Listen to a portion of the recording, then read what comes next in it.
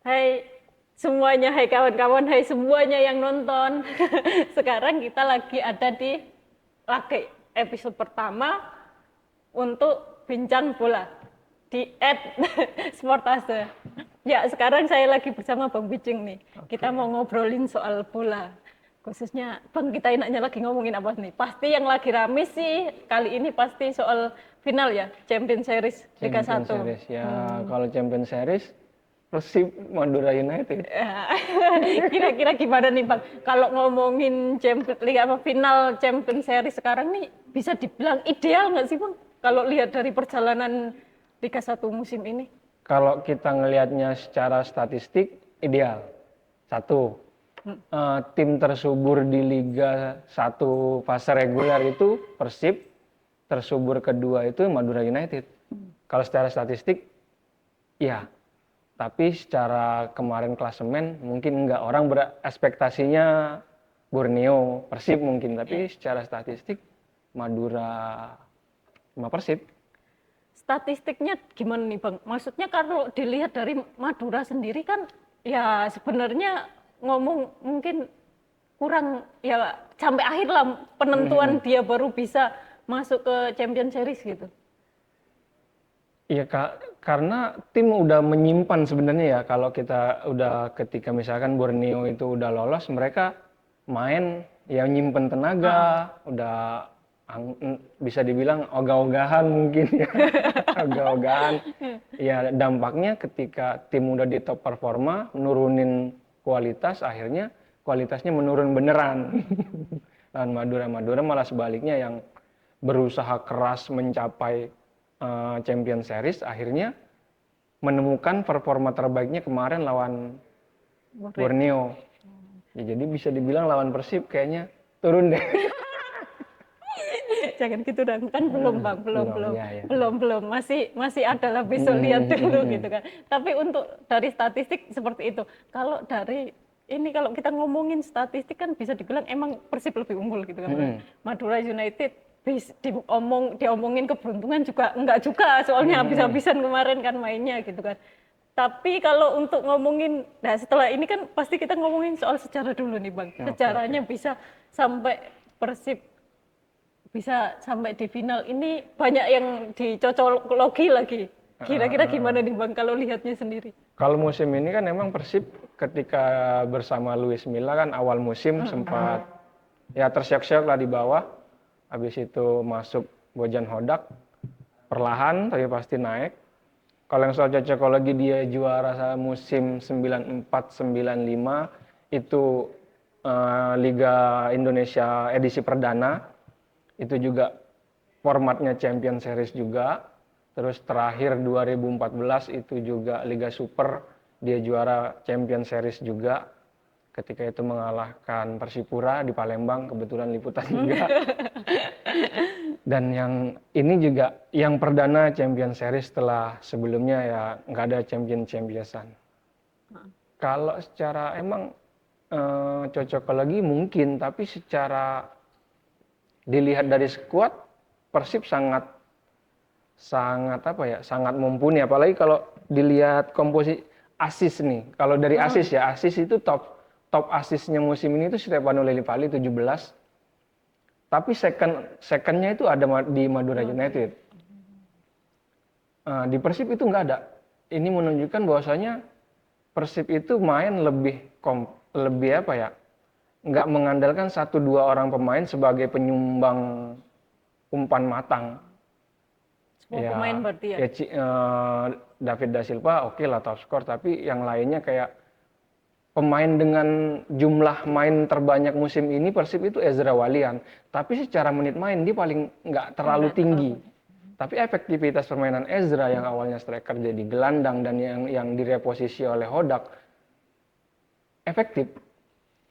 Kenapa paling tinggi itu jadinya Ezra 34 kali musim ini. Dibanding yang lain ya, karena ada beberapa masalah kemarin juga Ciro kayak sempat disimpan karena cedera juga kan ya. Iya sih.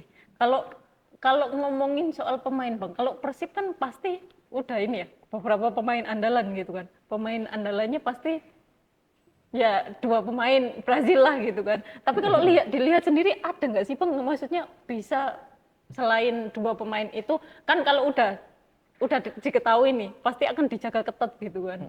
Kalau menurut Bang Bijing sendiri lihatnya gimana sih nantinya pas lawan final? Soalnya kan lawannya juga Madura United yang pasti udah lebih ke nothing tulus ya pasti mainnya. Ya, nothing tulus itu sih yang bikin daya gedor Madura meluap-luap lah. Tapi Persib dibilang David banget, enggak, Ciro banget, enggak, Beltran banget, enggak. Lebih komplit berarti Lebih ya. komplit di segala, misalnya Beckham bisa, Febri bisa, nama-nama besar ada semua di situ dengan potensi pemainnya ya. Jadi Persib sekarang ini juga bukan tim yang apa ya, tim baru dengan skuad baru yang muncul tiba-tiba. Dari musim 2021, 2022, 2023, Persib ini tim yang paling konsisten berada di 3 besar. 2001 peringkat 2 runner up, musim lalu 2000 itu peringkat 3, dan musim ini ya masuk final. Ini ya, dan pemainnya ya berubah, cuma nggak seluruhnya berubah, konsisten lah Persib secara statistik, secara dipandang dari segi apapun sangat layak untuk memenangkan kompetisi musim ini. Kalau Madura sendiri, Pak, kalau dari saya kan ngomongin kebanyakan Persib nih, kalau dari Madura sendiri kayak gimana nih? Kan bisa dibilang mereka bisa sampai final nih kayak gitu kan. Terus perjalanannya juga nggak mudah nih mereka kan. Apalagi di awal-awal, apalagi sampai penentuan untuk masuk Champions Series pun sampai pertandingan terakhir pekan ke-34. Gimana nih Bang lihatnya? Lihat Madura, kalau Madura sebenarnya gue kan besar di Madura ya, ya sebenarnya seneng kalau Madura yang juara, nggak pernah juara juga. Gue lama tinggal di Madura, sekolah. Musim ini ya mereka emang nothing tulus banget, dan kayak apa ya, mereka muncul apa ketika di championship kemarin itu, entah kebetulan atau enggak, ketika mereka datang ke stadion dilemparin itu memacu adrenalin pemain untuk tampil lebih Spartan. Dan besok misalkan di Bandung Minggu, kalau kejadian serupa dialamin Persib, bukan tidak mungkin motivasi mereka akan seperti yang kemarin di Batakkan. Makanya jangan bis Madura United dilemparin, Lempar jangan lagi. diteror. Bisa meledak tuh di lapangan. Tapi asalkan ya jangan overconfident juga sih buat Persib ya pastinya ya Bang ya. Tapi kalau melihat apa Madura sendiri ada hubungannya nggak sih Bang? Kalau akhir-akhir ini lihat kan kalau berhubungan dengan politik nih, bosnya belum lama ini ketangkep lah gitu kan. Apa mungkin karena nggak ada orang penting ini jadi mereka kayak yang emang bener nating tulus tampil habis-habisan untuk bisa nunjukin kalau mereka tanpa orang penting aja di belakangnya bisa nih kayak gitu. Bisa Emang nggak sih sih? orang apa, banyak ya, termasuk gue juga kaget juga awalnya, wah Pak Hasanul Kossasi ketangkap, wah selesai nih Madura United. Terus dengan isu-isu dia juga gaji menunggak dan segala macam, pembayarannya tertunda, kayaknya kelar nih. Ternyata di akhir-akhir malah di luar prediksi lah. Tapi secara komposisi juga Madura nggak ya komplit di situ. Ada Koko Ari, ada Malik Rizaldi, ada banyak pemain muda yang sangat potensial juga. Dan kaptennya juga mantan kapten timnas Fahrudin. Pemainnya Backnya yang cukup Kleberson ini. juga oke banget. Kipernya yang awalnya ketika dia mendepak pemain terus mendatangkan kiper sempat rame kan. Iya. Ternyata kipernya ya emang apa ya, jadi kayak jadi Dewi Fortuna nih kipernya Madura United.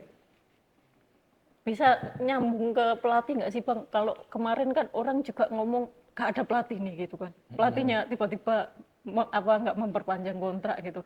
Tapi di bawah pelatih sementara tapi malah bisa membuktikan itu pengaruh nggak sih gitu? Iya, pengaruh nggak pengaruh, kayak jadi kayak teringat final Liga Champion yang Chelsea ketika pelatihnya dipecat malah juara dengan pelatih caretaker. Oh.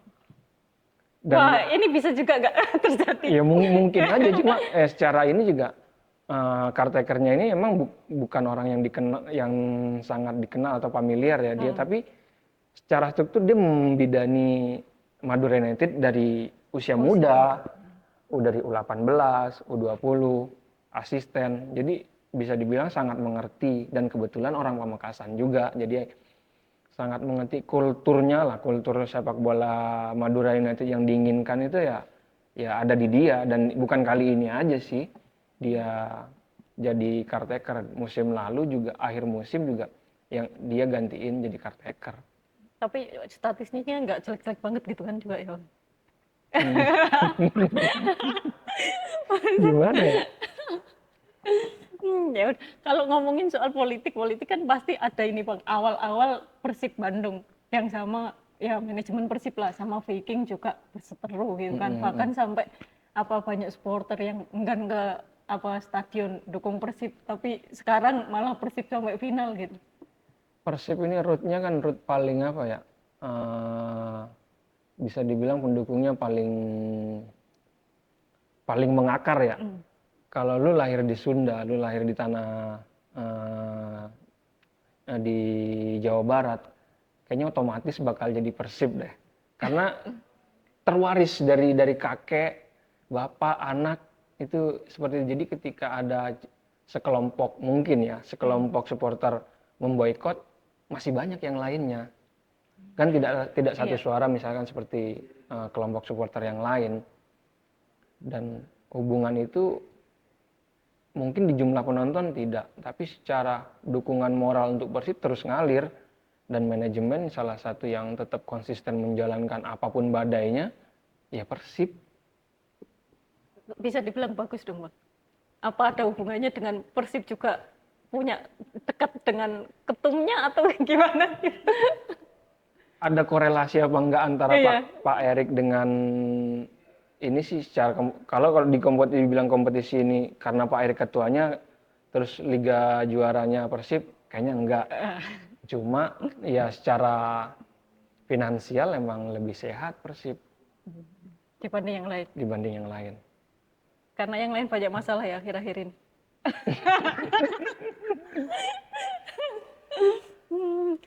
Bang, kalau ngomongin soal ini kan sampai bisa melangkah sejauh ini kita nggak lupa dari peran pelatih gitu Bang. Kalau peran pelatih sendiri lihatnya selama satu musim ini walaupun bisa dibilang baru ada yang menggantikan kayak Bojan Hodak gitu. Kalau lihat dari strategi pelatih masing-masing pelatih nih Bang, kayak gimana sih sebenarnya? Nggak pernah liputan di Bandung yang rutin gitu ya. Tapi kalau baca-baca tulisan teman-teman di Bandung itu kan ketika Hodak datang itu latihan fisiknya sangat wah ya galak lah, tipikal Eropa Timur, orang Kroasia. Dan ya akhirnya kebentuk sekarang gitu dengan dia walaupun main agak pragmatis, terus juga dari sisi lainnya Hodak ini kan pelatih yang sangat berpengalaman ya, di Malaysia juara, di Kamboja juara, apalagi pas dengan Johor Darul Takzim. Secara mental, Persib unggul banget lah dari Madura United. Ngomongin pelatih jauh lah, antara caretaker dengan Hodak itu jauh. Tapi kan Bojan Hodak pernah ngelatih PSM juga Bang. Tapi kan ya di PSM nggak bagus juga gitu loh. Walaupun situasinya itu kan, situasinya dan singkat juga. Bisa dibilang singkat gitu. Jadi ini bisa jadi ajang pembuktian apa enggak gitu di Indonesia sama Persib? Enggak pembuktian sih. Kalau harus dibuktikan ya enggak, udah terbukti. Sampai final. Iya, udah terbukti sampai final. Nanganin tim dengan banyak pemain yang di Persib sekarang itu nggak mudah. Banyak bintangnya, banyak label timnasnya. Kemarin tapi label timnasnya nggak ada yang dipanggil untuk besok. Iya, gimana lihatnya juga gimana ya? Sekarang Persib banyak pemain bagus. Bisa dibilang kalau lihat pertandingan kemarin juga bisa jujur sih Bang, aku lihatnya kayak lini depan jalan, lini tengah jalan, lini belakang rapet banget gitu. Apalagi kayak Rezaldi Hehanussa juga kayak dipatenkan untuk nggak sampai ke depan gitu kan, bener-bener jaga lini samping dan kanan kiri lah pokoknya hand juga gitu. Tapi kalau melihat pemain kunci yang benar-benar pemain kunci yang bakal bisa jadi ya intinya cukup berbahaya untuk Madura United besok dalam perebutan gelar juara gitu, siapa sih Bang sebenarnya? Kan pasti Ciro Alves sama David ya udah pasti ditungguin dong gitu kan, pasti dijaga ketat gitu. Itulah menariknya kalau ngebahas apa ya, fase final gini terus ngomongin Persib tuh Siro mampet, David oke gacor, David gacor, Siro atau yang lainnya. Pencetak golnya Persib tuh ya banyak gitu dan ya kayak sampai Beckham juga bisa jadi kunci, Febri juga yang mendem tiba-tiba akhir-akhir ini mulai Mulai muncul lagi muncul kelihatan. lagi. Iya sih. Ya kalau Madura Iya, Madura nih Bang, kayaknya masih yang kayaknya masih belum. yang bakal kayaknya ya Malik lah kemarin di laga semifinal tuh lawan Borneo oke banget ya, dapat Iya. sorotan sampai banyak yang bilang dia dipanggil ke timnas. Ada kans dipanggil dengan ya cuma 22 pemain. Nanti pada akhirnya kan penambahan pemain mungkin. Nah, bagi Malik malah ini saatnya pembuktian malah bagi pemain kayak Malik Rizaldi. Wah, kalau selain Malik siapa nih Bang? Kan bisa dibilang kalau lini belakang udah pasti Farudin sama apa Cleberson ya yang nggak bisa di ini ya. Kayak udah yang paten menjaga lini rapi banget gitu kan. Tapi selain itu selain ya Malik Rizaldi mungkin karena udah kemarin udah mencolok bisa jadi akan diperhatikan gitu kan dibanding kalau Dalberto udah pasti juga karena dia cukup berbahaya kan. Tapi selain mereka, siapa sih Bang sebenarnya pemain yang bisa tiba-tiba memberi kejutan juga mungkin kayak Malik kemarin kayak gitu kan? Kalau secara pribadi suka sih sama Riyadno Abioso. Iya, Anak iya, Lamongan iya. ini. Gue dari dulu suka sama dia. Ya cuma mungkin klubnya aja yang bukan klubnya. Klubnya baru cuma kurang beruntung di situ. Klubnya malah degradasi sekarang di Madura United. Bisa jadi ya Riyadno menurut gue bisa menjadi pemain kunci. Jadi pemain kunci lawan Persib besok ya? Nggak terlalu diperhitungkan, cuma ya sangat layak diperhitungkan. Tapi kira-kira siapa nih Bang yang juara? Persib dah. Siapa yang juara Persib dah? Secara pribadi pengen Madura United dengan pengalaman pernah tinggal di Madura, cuma dari segala aspek Persib. Oke, Persib. Dan nggak tahu mengapa mikir kayak musim depan nih mewakili Asia nih, mewakili Indonesia ke Asia.